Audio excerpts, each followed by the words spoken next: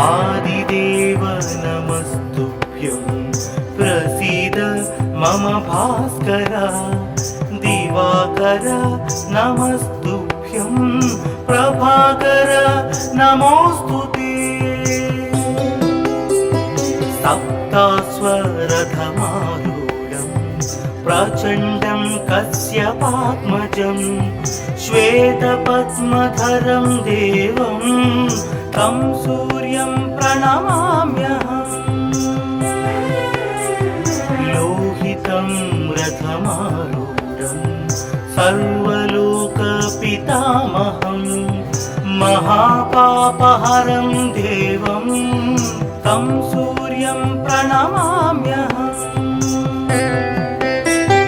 त्रैगुण्यं च महासूरं ब्रह्म विष्णु महेश्वरं महापापहरं देवं तं सूर्यं प्रणमाम्यहम् रुहितं तेजसां पुञ्जं वायुमाकाशमेव च प्रभुं च सर्वलोकानां तं सूर्यं प्रणमाम्यहम् बन्दूकपुष्पसङ्काशं हारकुण्डलभूषितम् एकचक्रधरं देवं तं सूर्यं प्रणमाम्यहम् विश्वेशं विश्वकर्तारं महातेजः प्रदीपनं महापापहरं देवं तं सूर्यं प्रणमाम्यहम् तं सूर्यं जगतां नाथं ज्ञानविज्ञानमोक्षदं महापापहरं देवं तं सूर्यं प्रणमाम्यहम् सूर्याष्टकं पठे नित्यं ग्रहपीडा प्रणाशनम् अपुत्रो लभते पुत्रं दरिद्रो धनवान् भवेत् अमिषं मधुपानं च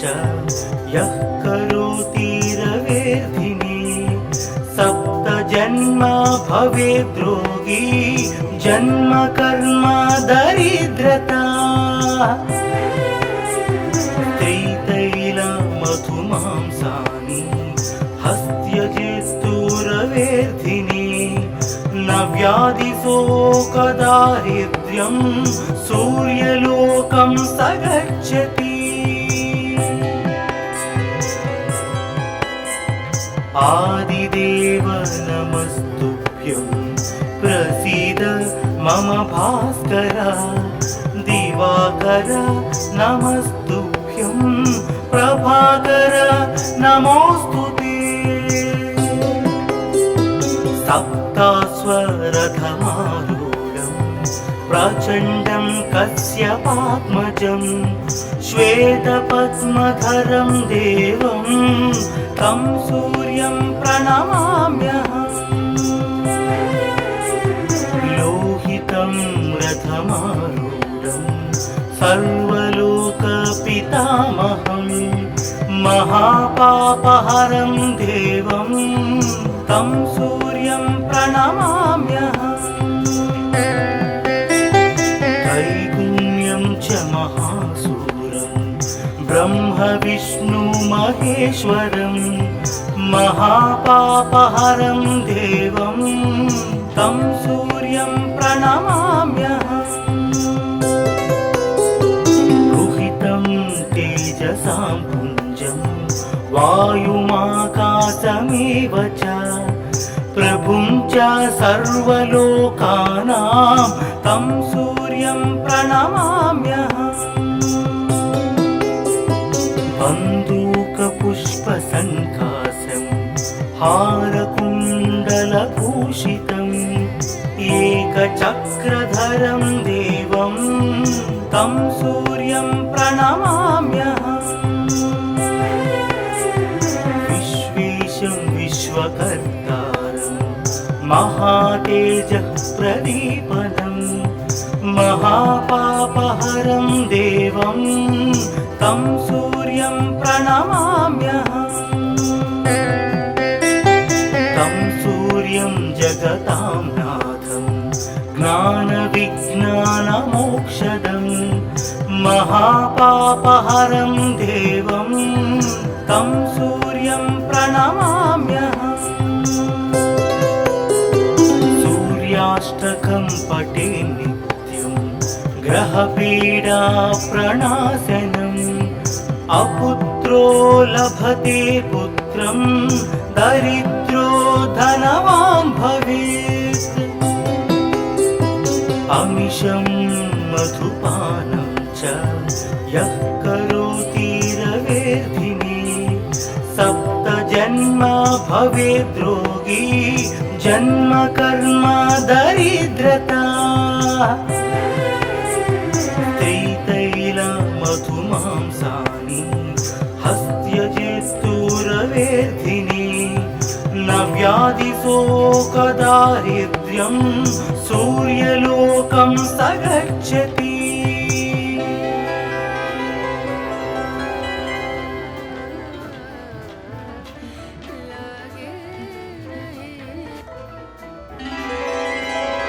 आदिदेव नमस्तुभ्यं प्रसीद मम भास्कर दिवाकर नमस्तुभ्यं प्रभाकर नमोऽस्तुते सप्तास्वरथमारूढं प्रचण्डं कश्यपात्मजं श्वेतपद्मधरं देवं तं सूर्यं प्रणमाम्यहम् लोहितं रथमारूढं सर्वलोकपितामहं महापापहरं देवं तं सूर्यं प्रणमाम्यहम् त्रैगुण्यं च महासूरं ब्रह्म विष्णु महेश्वरं महापापहरं देवं तं सूर्यं प्रणमाम्यहम् रुहितं तेजसां पुञ्जं वायुमाकाशमेव च प्रभुं च सर्वलोकानां तं सूर्यं प्रणमाम्यहम् बन्दूकपुष्पसङ्कासं हारकुण्डलभूषितम् एकचक्रधरं देवं तं सूर्यं प्रणमाम्यहम् विश्वेशं विश्वकर्तारं महातेजः प्रदीपनं महापापहरं देवं तं सूर्यं प्रणमाम्यहम् तं सूर्यं जगतां नाथं ज्ञानविज्ञानमोक्षदं महापापहरं देवं तं सूर्यं प्रणमाम्यहम् सूर्याष्टकं पठे नित्यं ग्रहपीडा प्रणाशनम् अपुत्रो लभते पुत्रं दरिद्रो धनवान् भवेत् अमिषं मधुपानं च यः करोति रवेर्धिने सप्तजन्म भवेद्रोगी जन्म कर्म दरिद्रता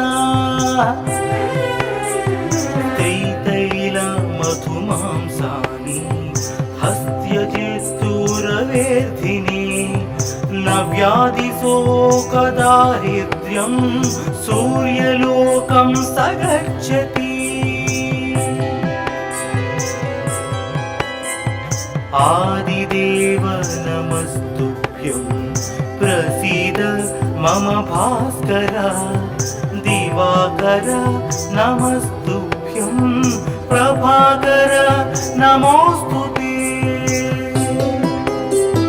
सप्तास्वरथमारूढं प्रचण्डं कश्यपात्मजं श्वेतपद्मधरं देवं तं सूर्यं प्रणमाम्यहम् लोहितं रथमारूढं सर्वलोकपितामहं महापापहरं देवं तं सूर्यं प्रणमाम्यहम् त्रैगुण्यं च महासूरं ब्रह्मविष्णुमहेश्वरं महापापहरं देवं तं सूर्यं प्रणमाम्यहम् रुहितं तेजसां पुञ्जं वायुमाकाशमेव च प्रभुं च सर्वलोकानां तं सूर्यं प्रणमाम्यहम् बन्दूकपुष्पसङ्कासं हारकुण्डलभूषितम् एकचक्रधरं देवं तं सूर्यं प्रणमाम्यहम् विश्वेशं विश्वकर्तारं महातेजः प्रदीपनं महापापहरं देवं तं सूर्यं प्रणमाम्यहम् तं सूर्यं जगतां नाथं ज्ञानविज्ञानमोक्षदं महापापहरं देवं तं सूर्यं प्रणमाम्यहम् सूर्याष्टकं पठे नित्यं ग्रहपीडा प्रणाशनम् अपुत्रो लभते पुत्रं दरिद्रो धनवान् भवेत् अमिषं मधुपानं च यः करोति रवेर्धिने सप्तजन्म भवेद् रोगी जन्म कर्म दरिद्रता त्रितैलमधुमांसानि हस्त्यजेत्तुरवेर्धिने न व्याधिशोकदारिद्र्यं सूर्यलोकं स गच्छति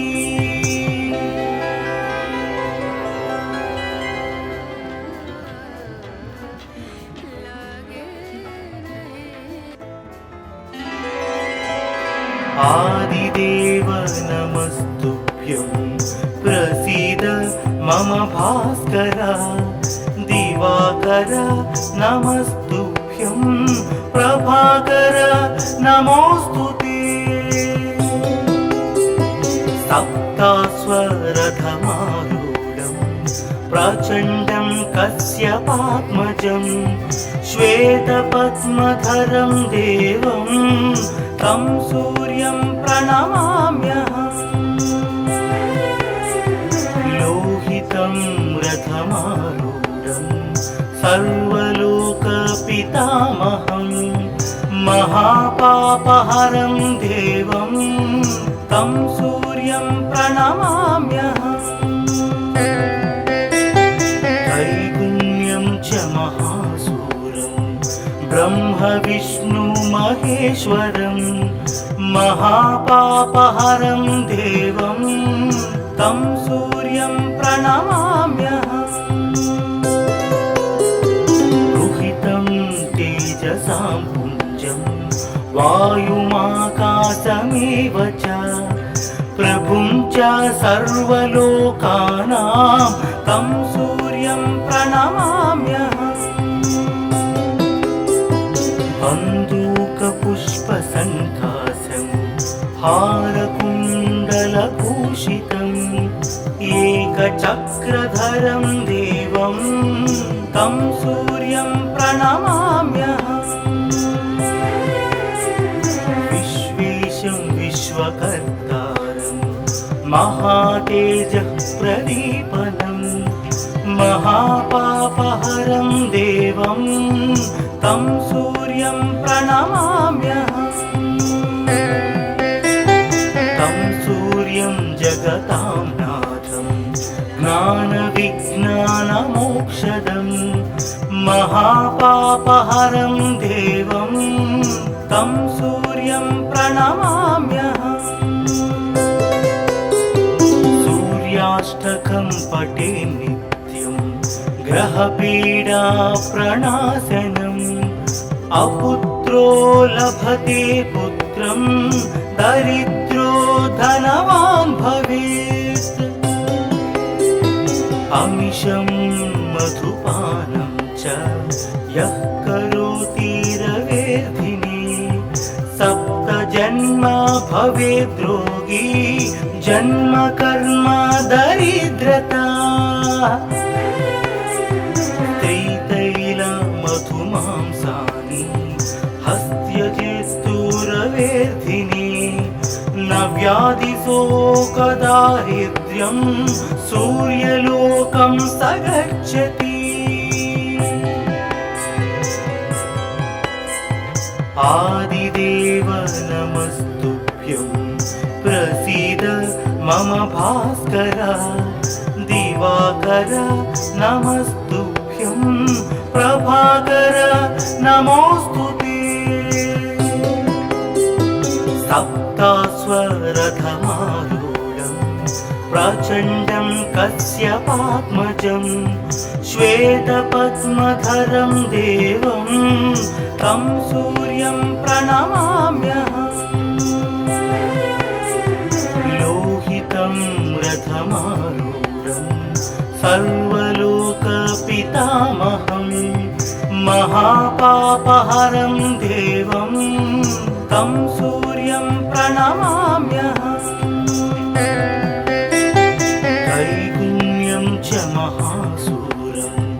ब्रह्म विष्णु महेश्वरं महापापहरं देवं तं सूर्यं प्रणमाम्यहम् तेजसां पुञ्जं वायुमाकाशमेव च प्रभुं च सर्वलोकानां तं सूर्यं प्रणमाम्यहम् बन्दूकपुष्पसङ्काशं हारकुण्डलभूषितम् एकचक्रधरं देवं तं सूर्यं प्रणमाम्यहम् विश्वेशं विश्वकर्तारं महातेजः प्रदीपनं महापापहरं देवं तं सूर्यं प्रणमाम्यहम् तं सूर्यं जगतां नाथं ज्ञानविज्ञानमोक्षदम् महापापहरं देवं तं सूर्यं प्रणमाम्यहम् सूर्याष्टकं पठे नित्यं ग्रहपीडा प्रणाशनम्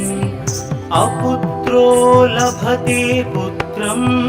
दरिद्रो धनवान् भवेत् अमिषं मधुपानं च यः करोति रवेर्धिनी सप्तजन्म भवेद्रोगी जन्म कर्म दरिद्रता मधुमांसानि हस्त्यजेस्तुरवेर्धिनी न व्याधिशोकदारिद्र्यं सूर्यलोकं स गच्छति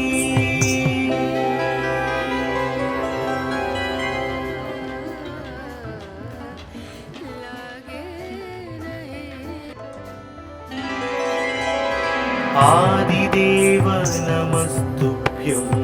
प्रसीद मम भास्कर दिवाकर नमस्तुभ्यं प्रभाकर नमोस्तुते सप्तास्वरथमारूढं प्रचण्डं कश्यपात्मजं श्वेतपद्मधरं देवं तं सूर्यं प्रणमाम्यहम्। लोहितं रथमारूढं सर्वलोकपितामहं महापापहरं देवं तं सूर्यं प्रणमाम्यहम्। त्रैगुण्यं च महासूरं ब्रह्म विष्णु महेश्वरं महापापहरं देवं तं सूर्यं प्रणमाम्यहम्। रुहितं तेजसां पुञ्जं वायुमाकाशमेव च प्रभुं च सर्वलोकानां तं सूर्यं प्रणमाम्यहम्। बन्दूकपुष्पसङ्काशं हारकुण्डलभूषितम् एकचक्रधरं देवं तं सूर्यं प्रणमाम्यहम्। विश्वेशं विश्वकर्तारं महातेजः प्रदीपनं महापापहरं देवं तं सूर्यं प्रणमाम्यहम्। तं सूर्यं जगतां नाथं ज्ञानविज्ञानमोक्षदं महापापहरं देवं तं सूर्यं प्रणमाम्यहम्। सूर्याष्टकं पठे नित्यं ग्रहपीडा प्रणाशनम् अपुत्रो लभते पुत्रं दरिद्रो धनवान् भवेत्। अमिषं मधुपानं च यः करोति रवेर्धिने सप्तजन्म भवेद्रोगी जन्म कर्म दरिद्रता। त्रितैलमधुमांसानि हस्त्यजेस्तुरवेर्धिने न व्याधिशोकदारिद्र्यं सूर्यलोकं स गच्छति। आदिदेव नमस्तुभ्यं प्रसीद मम भास्कर। दिवाकर नमस्तुभ्यं प्रभाकर नमोऽस्तुते। सप्ताश्वरथमारूढं प्रचण्डं कश्यपात्मजं श्वेतपद्मधरं देवं तं सूर्यं प्रणमाम्यहम्। लोहितं रथमारूढं सर्वलोकपितामहं महापापहरं देवं तं सूर्यं प्रणमाम्यहम्। त्रैगुण्यं च महासूरं ब्रह्म विष्णु महेश्वरं महापापहरं देवं तं सूर्यं प्रणमाम्यहम्। रुहितं तेजसां पुञ्जं वायुमाकाशमेव च प्रभुं च सर्वलोकानां तं सूर्यं प्रणमाम्यहम्। बन्दूकपुष्पसङ्काशं हारकुण्डलभूषितम् एकचक्रधरं देवं तं सूर्यं प्रणमाम्यहम्। विश्वेशं विश्वकर्तारं महातेजः प्रदीपनं महापापहरं देवं तं सूर्यं प्रणमाम्यहम्। तं सूर्यं जगतां नाथं ज्ञानविज्ञानमोक्षदं महापापहरं देवं तं सूर्यं प्रणमाम्यहम् सूर्याष्टकं पठे नित्यं ग्रहपीडा प्रणाशनम् अपुत्रो लभते पुत्रं दरिद्रो धनवान् भवेत् अमिषं मधुपानं च यः करोति रवेर्धिने सप्तजन्मा भवेद्रोगी जन्म कर्म दरिद्रता मधुमांसानि हस्त्यजेस्तुरवेर्धिने न व्याधिशोकदारिद्र्यं सूर्यलोकं स गच्छति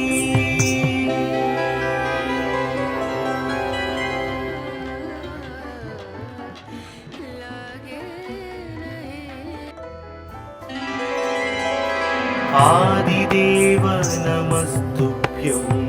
प्रसीद मम भास्कर दिवाकर नमस्तुभ्यं प्रभाकर नमोऽस्तुते सप्तास्वरथमारूढं प्रचण्डं कश्यपात्मजं श्वेतपद्मधरं देवं तं सूर्यं प्रणमाम्यहम् लोहितं रथमारूढं सर्वलोकपितामहं महापापहरं देवं तं सूर्यं प्रणमाम्यहम् त्रैगुण्यं च महासूरं ब्रह्म विष्णु महेश्वरं महापापहरं देवं तं सूर्यं प्रणमाम्यहम् रुहितं तेजसां पुञ्जं वायुमाकाशमेव च प्रभुं च सर्वलोकानां तं सूर्यं प्रणमाम्यहम् बन्दूकपुष्पसङ्काशं हारकुण्डलभूषितम् एकचक्रधरं देवं तं सूर्यं प्रणमाम्यहम् विश्वेशं विश्वकर्तारं महातेजः प्रदीपनं महापापहरं देवं तं सूर्यं प्रणमाम्यहम् तं सूर्यं जगतां नाथं ज्ञानविज्ञानमोक्षदं महापापहरं देवं तं सूर्यं प्रणमाम्यहम् सूर्याष्टकं पठे नित्यं ग्रहपीडा प्रणाशनम् अपुत्रो लभते पुत्रं दरिद्रो धनवान् भवेत् अमिषं मधुपानं च यः करोति रवेर्धिने सप्तजन्मा भवेद्रोगी जन्म कर्म दरिद्रता मधुमांसानि हस्त्यजेस्तुरवेर्धिने न व्याधिशोकदारिद्र्यं सूर्यलोकं स गच्छति आदिदेव नमस्तुभ्यं प्रसीद मम भास्कर दिवाकर नमस्तुभ्यं प्रभाकर नमोऽस्तुते सप्तास्वरथमारूढं प्रचण्डं कश्यपात्मजं श्वेतपद्मधरं देवं तं सूर्यं प्रणमाम्यहम् लोहितं रथमारूढं सर्वलोकपितामहं महापापहरं देवं तं सूर्यं प्रणमाम्यहम् त्रैगुण्यं च महासूरं ब्रह्म विष्णु महेश्वरं महापापहरं देवं तं सूर्यं प्रणमाम्यहम् रुहितं तेजसां पुञ्जं वायुमाकाशमेव च प्रभुं च सर्वलोकानां तं सूर्यं प्रणमाम्यहम् बन्दूकपुष्पसङ्कासं हारकुण्डलभूषितम् एकचक्रधरं देवं तं सूर्यं प्रणमाम्यहम् विश्वेशं विश्वकर्तारं महातेजः प्रदीपनं महापापहरं देवं तं सूर्यं प्रणमाम्यहम् तं सूर्यं जगतां नाथं ज्ञानविज्ञानमोक्षदं महापापहरं देवं तं सूर्यं प्रणमाम्यहम् सूर्याष्टकं पठे नित्यं ग्रहपीडा प्रणाशनम् अपुत्रो लभते पुत्रं दरिद्रो धनवान् भवेत् अमिषं मधुपानं च यः करोति रवेर्धिने सप्तजन्म भवेद्रोगी जन्म कर्म दरिद्रता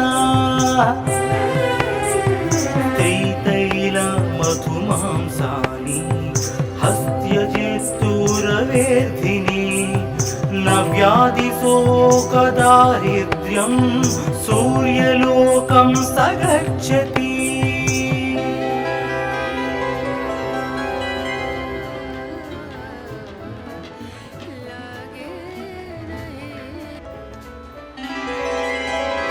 आदिदेव नमस्तुभ्यं प्रसीद मम भास्कर दिवाकर नमस्तुभ्यं प्रभाकर नमोऽस्तुते सप्तास्वरथमारूढं प्रचण्डं कश्यपात्मजं श्वेतपद्मधरं देवं तं सूर्यं प्रणमाम्यहम् लोहितं रथमारूढं सर्वलोकपितामहं महापापहरं देवं तं सूर्यं प्रणमाम्यहम् त्रैगुण्यं च महासूरं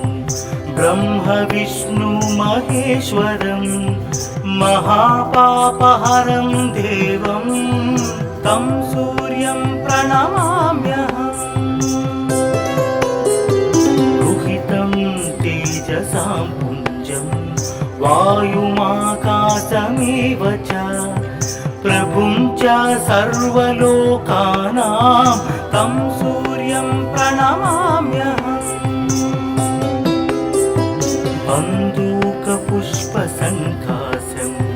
हारकुण्डलभूषितम् एकचक्रधरं देवं तं सूर्यं प्रणमाम्यहम् विश्वेशं विश्वकर्तारं महातेजः प्रदीपनं महापापहरं देवं तं सूर्यं प्रणमाम्यहम् तं सूर्यं जगतां नाथं ज्ञानविज्ञानमोक्षदं महापापहरं देवं तं सूर्यं प्रणमाम्यहम् सूर्याष्टकं पठे नित्यं ग्रहपीडा प्रणाशनम् अपुत्रो लभते पुत्रं दरिद्रो धनवान् भवेत् अमिषं मधुपानं च यः करोति रवेर्धिने सप्तजन्म भवेद् रोगी जन्म कर्म दरिद्रता त्रितैल मधुमांसानि हस्त्यजेस्तु रवेर्धिने न व्याधिशोकदारिद्र्यं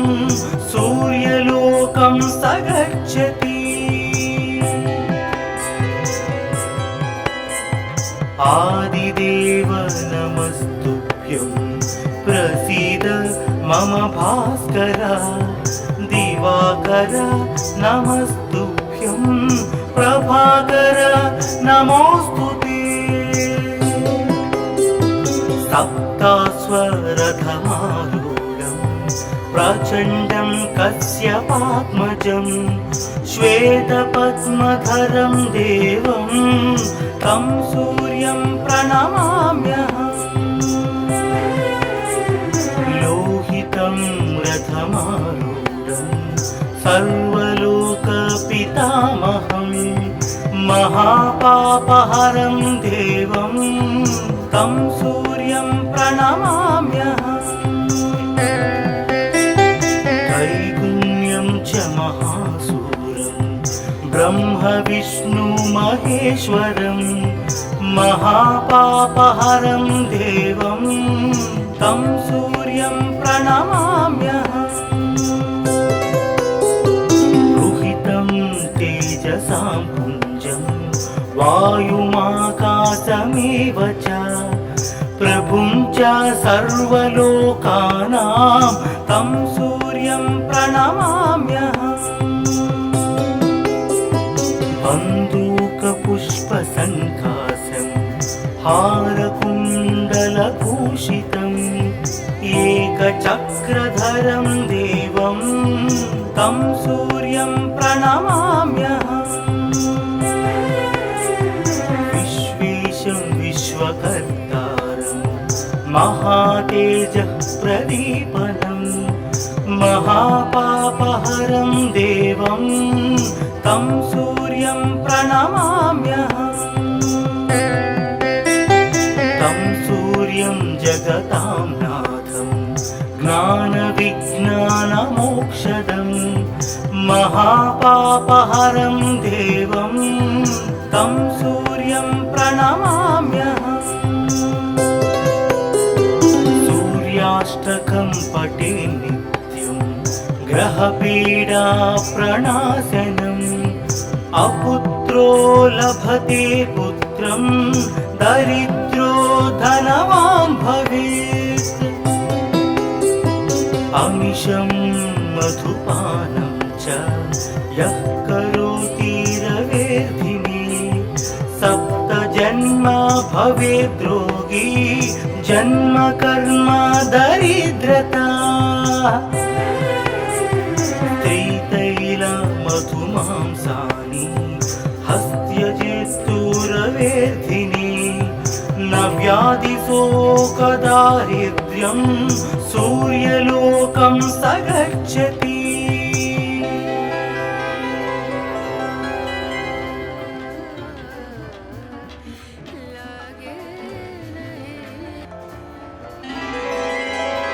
आदिदेव नमस्तुभ्यं प्रसीद मम भास्कर दिवाकर नमस्तुभ्यं प्रभाकर नमोऽस्तुते सप्तास्वरथमारूढं प्रचण्डं कश्यपात्मजं श्वेतपद्मधरं देवं तं सूर्यं प्रणमाम्यहम् लोहितं रथमारूढं सर्वलोकपितामहं महापापहरं देवं तं सूर्यं सूर्यं प्रणमाम्यहम् त्रैगुण्यं च महासूरं ब्रह्म विष्णु महेश्वरं महापापहरं देवं तं सूर्यं प्रणमाम्यहम् रुहितं तेजसां पुञ्जं वायुमाकाशमेव च प्रभुं च सर्वलोकानां तं सूर्यं प्रणमाम्यहम् बन्दूकपुष्पसङ्कासं हारकुण्डलभूषितम् एकचक्रधरं देवं तं सूर्यं प्रणमाम्यहम् विश्वेशं विश्वकर्तारं महातेजः प्रदीपनं महापापहरं देवं तं सूर्यं प्रणमाम्यहम् तं सूर्यं जगतां नाथं ज्ञानविज्ञानमोक्षदं महापापहरं देवं तं सूर्यं प्रणमाम्यहम् सूर्याष्टकं पठे नित्यं ग्रहपीडा प्रणाशनम् अपुत्रो लभते पुत्रं दरिद्रो धनवान् भवेत् अमिषं मधुपानं च यः करोति रवेर्धिने सप्तजन्म भवेद् रोगी जन्म कर्म दरिद्रता मधुमांसानि हस्त्यजेस्तुरवेर्धिने न व्याधिशोकदारिद्र्यं सूर्यलोकं स गच्छति आदिदेव नमस्तुभ्यं प्रसीद मम भास्कर दिवाकर नमस्तुभ्यं प्रभाकर नमोस्तुते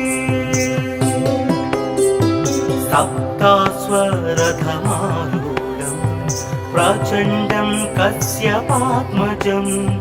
श्वेतपद्मधरं देवं तं सूर्यं प्रणमाम्यहम् लोहितं रथमारूढं सर्वलोकपितामहं महापापहरं देवं तं सूर्यं प्रणमाम्यहम् त्रैगुण्यं च महासूरं ब्रह्म विष्णु महेश्वरं महापापहरं देवं तं सूर्यं प्रणमाम्यहम् तेजसां पुञ्जं वायुमाकाशमेव च प्रभुं च सर्वलोकानां तं सूर्यं प्रणमाम्यहम् बन्दूकपुष्पसङ्कासं हारकुण्डलभूषितम् एकचक्रधरं देवं तं सूर्यं प्रणमाम्यहम् विश्वेशं विश्वकर्तारं महातेजः प्रदीपनं महापापहरं देवं तं सूर्यं प्रणमाम्यहम् तं सूर्यं जगतां नाथं ज्ञानविज्ञानमोक्षदं महापापहरं देवं तं सूर्यं प्रणमाम्यहम् सूर्याष्टकं पठे नित्यं ग्रहपीडा प्रणाशनम् अपुत्रो लभते पुत्रं दरिद्रो धनवान् भवेत् अमिषं मधुपानं च यः करोति रवेर्धिने सप्तजन्म भवेद्रोगी जन्म कर्म दरिद्रता मधुमांसानि हस्त्यजेत्तु रवेर्धिने न व्याधिशोकदारिद्र्यं सूर्यलोकं स गच्छति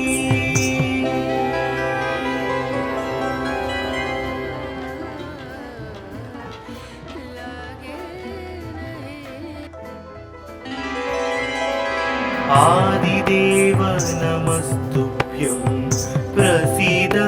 मम भास्कर दिवाकर नमस्तुभ्यं प्रभाकर नमोऽस्तुते सप्तास्वरथमारूढं प्रचण्डं कश्यपात्मजं श्वेतपद्मधरं देवं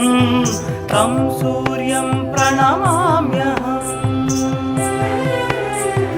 लोहितं रथमारूढं सर्वलोकपितामहं महापापहरं देवं तं सूर्यं प्रणमाम्यहम् त्रैगुण्यं च महासूरं ब्रह्म विष्णु महेश्वरं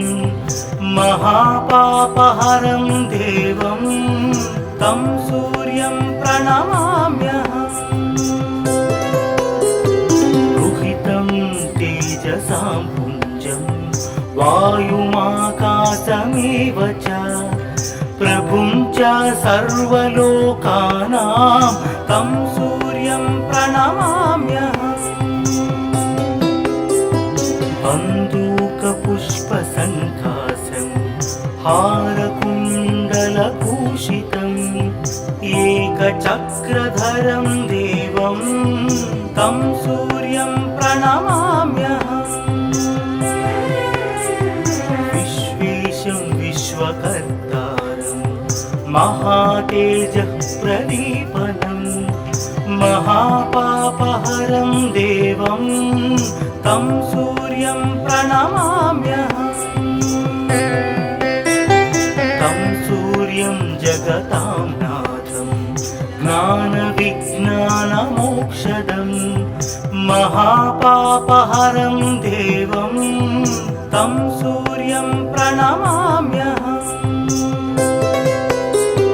सूर्याष्टकं पठे नित्यं ग्रहपीडा प्रणाशनम् अपुत्रो लभते पुत्रं दरिद्रो धनवान् भवेत् अमिषं मधुपानं च यः करोति रवेर्धिने सप्तजन्म भवेद्रोगी जन्म कर्म दरिद्रता मधुमांसानि हस्त्यजेत्तु रवेर्धिने न व्याधिशोकदारिद्र्यं सूर्यलोकं स गच्छति आदिदेव नमस्तुभ्यं प्रसीद मम भास्कर दिवाकर नमस्तुभ्यं प्रभाकर नमोऽस्तुते सप्तास्वरथमारूढं प्रचण्डं कश्यपात्मजं श्वेतपद्मधरं देवं तं सूर्यं प्रणमाम्यहम् लोहितं रथमारूढं सर्वलोकपितामहं महापापहरं देवं तं सूर्यं प्रणमाम्यहम् त्रैगुण्यं च महासूरं ब्रह्म विष्णु महेश्वरं महापापहरं देवं तं सूर्यं प्रणमाम्यहम् रुहितं तेजसां पुञ्जं वायुमाकाशमेव च प्रभुं च सर्वलोकानां तं सूर्यं प्रणमाम्यहम् बन्दूकपुष्पसङ्काशं हारकुण्डलभूषितम् एकचक्रधरं देवं तं सूर्यं प्रणमाम्यहम् विश्वेशं विश्वकर्तारं महातेजः प्रदीपनं महापापहरं देवं तं सूर्यं प्रणमाम्यहम् तं सूर्यं जगतां नाथं ज्ञानविज्ञानमोक्षदं महापापहरं देवं तं सूर्यं प्रणमाम्यहम् सूर्याष्टकं पठे नित्यं ग्रहपीडा प्रणाशनम् अपुत्रो लभते पुत्रं दरिद्रो धनवान् भवेत् अमिषं मधुपानं च यः करोति रवेर्धिने सप्तजन्म भवेद् रोगी जन्म कर्म दरिद्रता मधुमांसानि